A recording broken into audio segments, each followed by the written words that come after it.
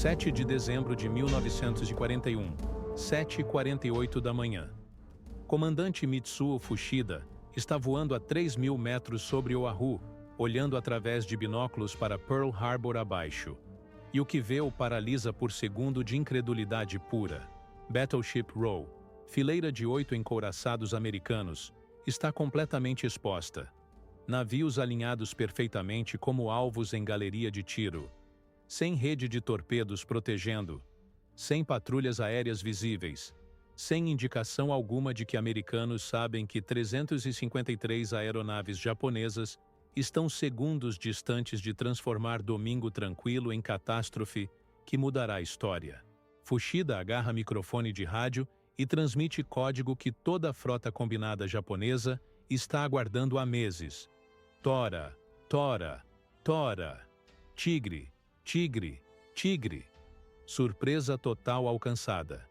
E então solta a segunda transmissão. Ordem de ataque que desencadeará fúria coordenada, que foi planejada, treinada, ensaiada através de 10 meses de preparação obsessiva. To, to, to. Todos esquadrões. Ataquem. 49 torpedeiros. Nakajima B-5N mergulham para a altitude de ataque. 20 metros acima de água, alinhando para Battleship Row. 51 bombardeiros de mergulho Aichi D-3A rolam para mergulhos verticais, visando porta-aviões e cruzadores. 40 bombardeiros horizontais mantêm altitude para bombardeio de precisão de alvos estratégicos. 43 Zeros riscam céu para engajar qualquer resistência aérea. Mas não há resistência, não há defesa, não há nada exceto alvos indefesos e oportunidade que parece boa demais para ser real. Se você quer entender como a operação militar mais audaciosa da história foi planejada e executada por nação que sabia estar apostando sobrevivência em único golpe devastador, inscreva-se no canal agora. Estamos com a meta de chegar a 1.000 inscritos, e seu apoio é extremamente importante para continuarmos trazendo histórias como essa, porque o que está prestes a acontecer provará que Pearl Harbor não foi ataque surpresa aleatório, mas culminação de cálculo estratégico desesperado de império, que entendia perfeitamente que estava iniciando guerra que provavelmente não poderia vencer, mas que não via alternativa exceto tentar. Para entender por que Japão atacou Pearl Harbor, precisamos recuar 4 anos, para julho de 1937, quando a Segunda Guerra Sino-Japonesa começou. Japão estava expandindo o império através da China. Campanha brutal que consumia recursos massivos, que exigia suprimentos constantes de petróleo, aço, borracha, alumínio, praticamente tudo que a economia industrial moderna necessita para sustentar máquina de guerra. E Japão não tinha esses recursos domesticamente. Aproximadamente 80% do petróleo japonês era importado, principalmente dos Estados Unidos e Índias Orientais holandesas. Dependência era absoluta, vulnerabilidade era óbvia, e quando o Japão ocupou Indochina Francesa em julho de 1941, buscando bases estratégicas e recursos adicionais, Estados Unidos, Reino Unido e Holanda responderam com embargo total de petróleo. Foi golpe econômico que transformou situação estratégica japonesa de difícil em impossível. Reservas de petróleo japonesas eram suficientes para apenas 18 a 24 meses. Cada dia que passava, cada navio que navegava, cada aeronave que voava, cada tanque que operava, estava consumindo combustível que não podia ser substituído. Era contagem regressiva para colapso econômico total, para paralisia militar completa. Liderança japonesa enfrentou escolha brutal entre duas opções igualmente inaceitáveis. Primeira opção era recuar da China, abandonar conquistas, aceitar humilhação internacional, admitir que expansionismo havia falhado. Politicamente, era impossível. Militares japoneses, especialmente facções ultranacionalistas que dominavam política, nunca aceitariam retirada. Segunda opção era a guerra contra Estados Unidos, Reino Unido e Holanda, potências que coletivamente possuíam capacidade industrial 10 vezes superior à japonesa, que podiam sustentar guerra de atrito que Japão inevitavelmente perderia. Era escolha entre morte lenta através de estrangulamento econômico ou aposta desesperada em guerra que provavelmente seria perdida, mas que pelo menos oferecia possibilidade, não importa quão remota, de vitória rápida forçando negociação antes que superioridade industrial aliada se manifestasse completamente. Almirante Isoroku Yamamoto entendia dilema melhor que qualquer outro oficial japonês. Ele havia estudado em Harvard entre 1919 e 1921, servido como adido naval em Washington entre 1926 e 1928, viajado extensivamente pelos Estados Unidos, visitado fábricas, observado capacidade produtiva americana com atenção de estrategista que compreende que guerras modernas são vencidas por economia tanto quanto por batalhas. Yamamoto sabia que em guerra prolongada, Estados Unidos produziriam mais navios, mais aeronaves, mais tanques, mais de tudo do que Japão poderia imaginar igualar. Matemática industrial era inexorável. Se guerra se tornasse competição de atrito, Japão perderia inevitavelmente. Solução de Yamamoto era audaciosa até insanidade. Se guerra longa era a derrota certa, então guerra precisava ser curta. Choque inicial tão devastador que Estados Unidos buscariam negociação antes que capacidade industrial atingisse produção total. 6 meses de vitórias esmagadoras, criando perímetro defensivo que custaria tanto romper que americanos desistiriam. Yamamoto supostamente disse, e frase captura a mentalidade perfeitamente, mesmo que a atribuição seja debatida, que poderia garantir vitórias por 6 meses a 1 ano. Depois disso, não tinha confiança alguma. E para garantir esses 6 meses, Yamamoto projetou operação que transformaria pesadelo americano em realidade. Pearl Harbor, 7 de dezembro. Ataque aéreo surpresa usando 6 porta-aviões, mais de 350 aeronaves. Coordenação perfeita. Execução impecável. O objetivo não era apenas destruir navios, mas paralisar frota do Pacífico americana, tempo suficiente para que Japão conquistasse Sudeste Asiático, capturasse campos de petróleo em Bornéu e Sumatra, estabelecesse perímetro defensivo de ilhas fortificadas que custaria anos e milhares de vidas americanas para romper. Era plano que exigia surpresa absoluta, execução perfeita, e que Yamamoto sabia ser apenas primeiro movimento em guerra que ele temia não poder vencer. Planejamento começou em janeiro de 1941, 10 meses antes de ataque. Operação Z, nome código que poucas pessoas conheciam, foi desenvolvida em segredo absoluto. Desafio técnico primário era que Pearl Harbor tinha profundidade de apenas 12 metros, muito rasa para torpedos convencionais funcionarem, porque torpedos normalmente mergulham 30 metros ou mais após lançamento antes de estabilizarem trajetória. Engenheiros japoneses resolveram o problema adicionando aletas de madeira aos torpedos, permitindo que estabilizassem em águas rasas, modificação que foi testada exaustivamente em Kagoshima, Bahia no sul do Japão, com profundidade similar a Pearl Harbor.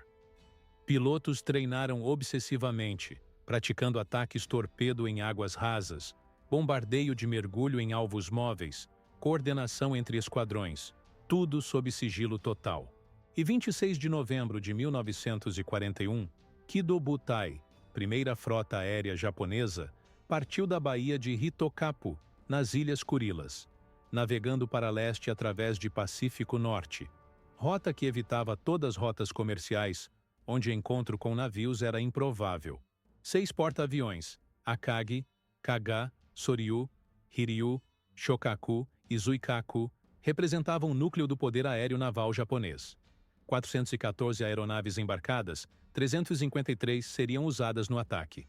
Escolta incluía 2 encouraçados, 2 cruzadores pesados, 1 cruzador leve, 9 destroyers, força formidável operando sob silêncio de rádio absoluto. Qualquer transmissão poderia ser interceptada, revelar posição, alertar americanos. 23 submarinos oceânicos foram posicionados ao redor de Hawaii, observando movimentos navais, preparados para atacar navios que escapassem de ataque aéreo. 5 mini-submarinos tipo A, cada um carregando 2 torpedos, foram designados para infiltrar Pearl Harbor antes de ataque aéreo, atacar navios de dentro do porto, causar confusão adicional.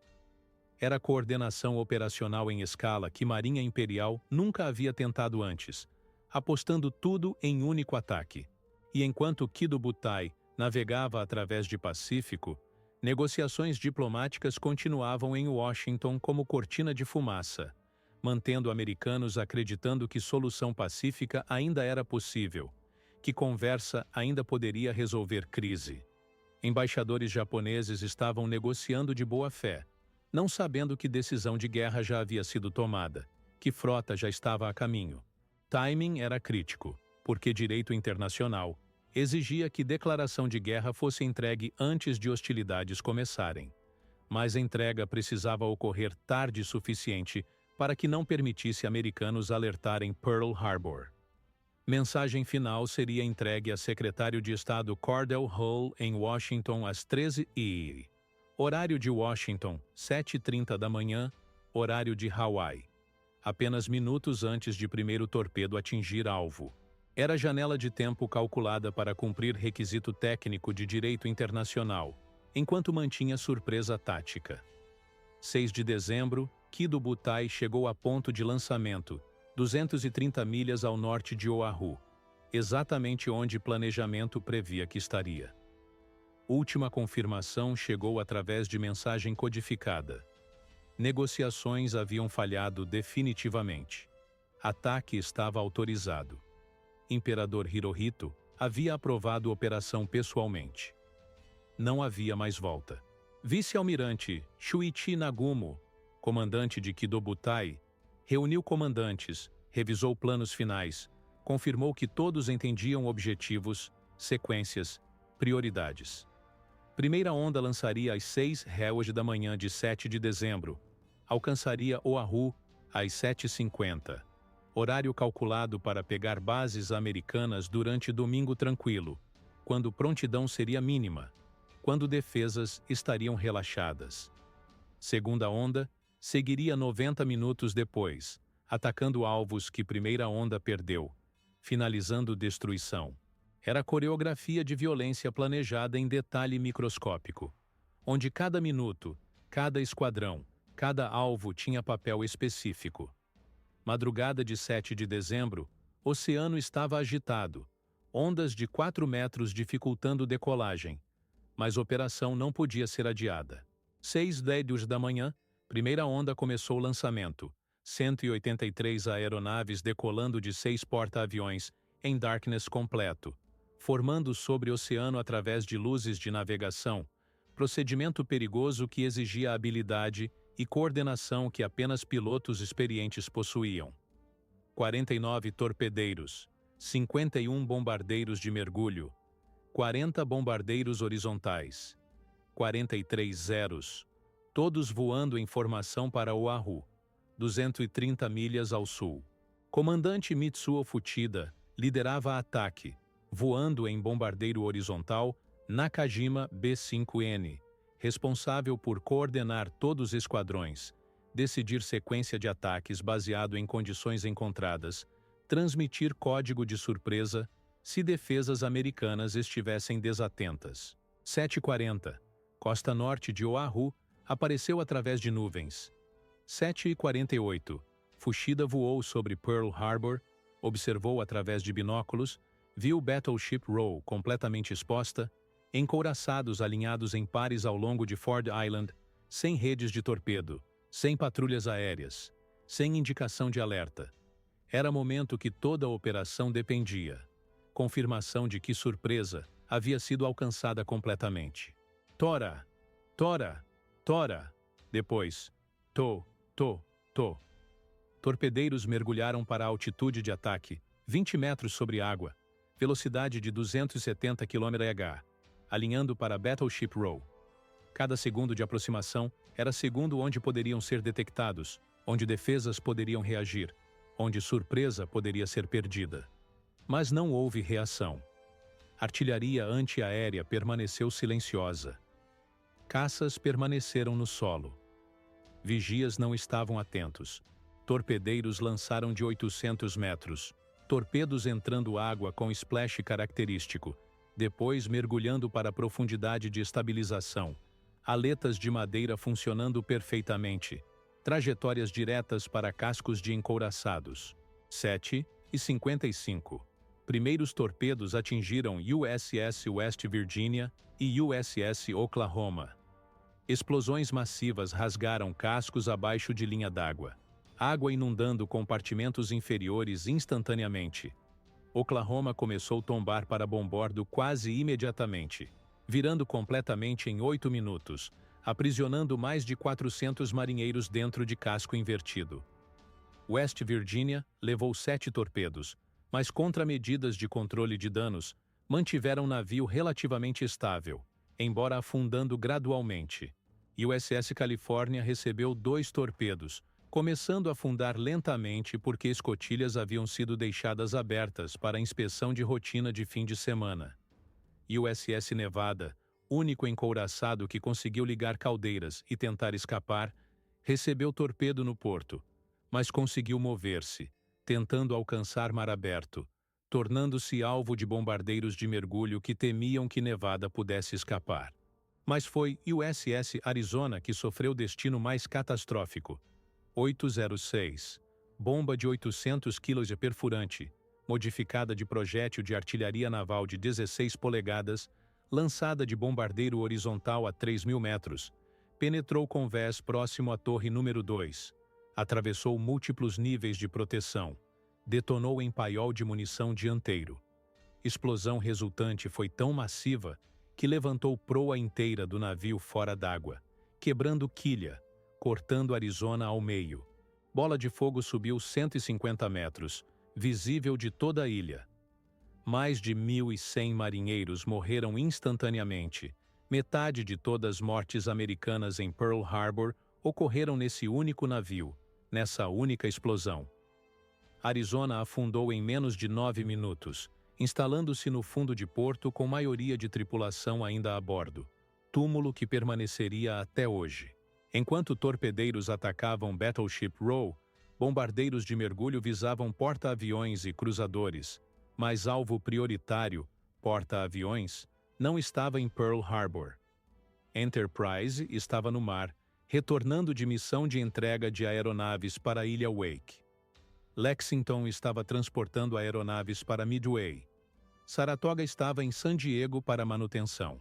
Era a falha que Yamamoto reconheceria imediatamente como fatal para objetivos estratégicos de ataque, porque encouraçados, por mais impressionantes que fossem, eram relíquias de era anterior, enquanto porta-aviões representavam um futuro de guerra naval. Destruir encouraçados paralisava a frota temporariamente, mas deixar porta-aviões intactos significava núcleo real de poder naval americano sobrevivia. Simultaneamente, esquadrões separados atacaram aeródromos através de Oahu, Hickam Field, Wheeler Field, Ford Island, Kaneohe, destruindo aeronaves no solo antes que pudessem decolar. 188 aeronaves americanas foram destruídas, maioria queimada em linha de voo, algumas destruídas tentando decolar. Resistência aérea americana foi praticamente inexistente. Alguns pilotos conseguiram decolar, engajaram atacantes japoneses em combate aéreo desesperado, mas eram superados numericamente e surpreendidos completamente. Zeros dominaram o céu, destruindo qualquer aeronave que conseguisse ficar no ar, estabelecendo superioridade aérea total que permitiu bombardeiros operar sem interferência significativa. 8:54, segunda onda chegou, 170 aeronaves adicionais, bombardeiros de mergulho e horizontais com escolta de caças, atacando alvos que primeira onda havia perdido, finalizando destruição de navios danificados, atacando infraestrutura de porto. Nevada, ainda tentando escapar, tornou-se alvo concentrado porque japoneses temiam que pudesse bloquear a entrada de canal se afundasse lá. Bombardeiros de mergulho atingiram Nevada repetidamente, forçando o navio a encalhar em Hospital Point para evitar afundar no canal. Mas resistência americana estava aumentando. Artilharia antiaérea estava finalmente respondendo coordenadamente. Marinheiros que inicialmente estavam em licença de fim de semana estavam retornando para postos, organizando defesas improvisadas. Perdas japonesas na segunda onda foram significativamente maiores que na primeira. 20 aeronaves abatidas comparado com 9 na primeira onda. Evidência de que surpresa havia sido perdida, que americanos estavam respondendo. 10 Redwood. Segunda onda retornou para Kido Butai. Ataque havia durado pouco mais de 2 horas. Dano infligido era devastador por qualquer métrica. 8 encouraçados atingidos, 5 afundados ou afundando, 3 seriamente danificados. 3 cruzadores danificados. 3 destroyers danificados. 188 aeronaves destruídas. 2.400 americanos mortos. 1.200 feridos. Frota do Pacífico estava paralisada. Bases estavam em caos. Defesas haviam sido penetradas completamente. Perdas japonesas eram mínimas. 29 aeronaves, 64 homens, 5 mini-submarinos, que foram todos perdidos tentando infiltrar porto. Era vitória tática esmagadora. Execução quase perfeita de plano audacioso. Demonstração de capacidade que chocou não apenas americanos, mas mundo inteiro. Mas a bordo de Akagi, comandantes de esquadrão estavam insistindo para a terceira onda.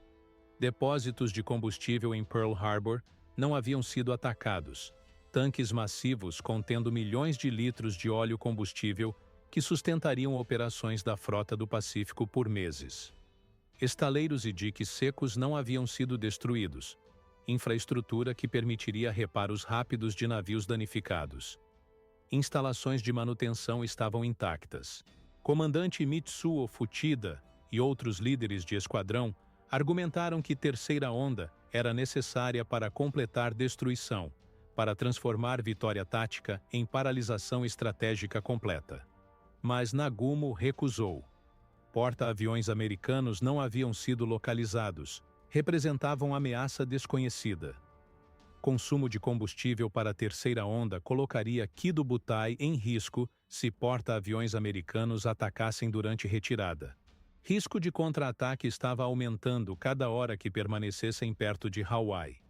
Decisão foi cautelosa, defensiva, calculada para preservar força que havia executado o ataque perfeitamente. E foi erro estratégico que permitiria Pearl Harbor se recuperar em meses ao invés de anos, que salvaria a capacidade operacional americana quando deveria ter sido destruída completamente. Yamamoto, recebendo relatórios de sucesso tático, reconheceu imediatamente falha estratégica. Porta-aviões americanos haviam escapado. Infraestrutura crítica sobreviveu. E mais importante, resposta psicológica americana não seria busca de negociação, seria fúria unificada. Temo que tudo o que fizemos foi despertar gigante adormecido e enchê-lo com terrível determinação. Nearby frase é atribuída a Yamamoto, embora historiadores debatam se ele realmente disse exatamente essas palavras, mas captura perfeitamente o que ele entendia que Pearl Harbor havia realizado. Vitória tática que garantia derrota estratégica. Por que Estados Unidos não buscariam paz após ataque surpresa que matou milhares, unificariam completamente, mobilizariam toda a capacidade industrial para a guerra total, transformariam o conflito em exatamente tipo de guerra, de atrito prolongada que Japão não podia vencer. E você, o que acha? Pearl Harbor foi sucesso brilhante que comprou tempo para Japão consolidar conquistas, ou foi erro fundamental que garantiu eventual derrota, ao unificar Estados Unidos de maneira que, declaração de guerra convencional, nunca teria conseguido.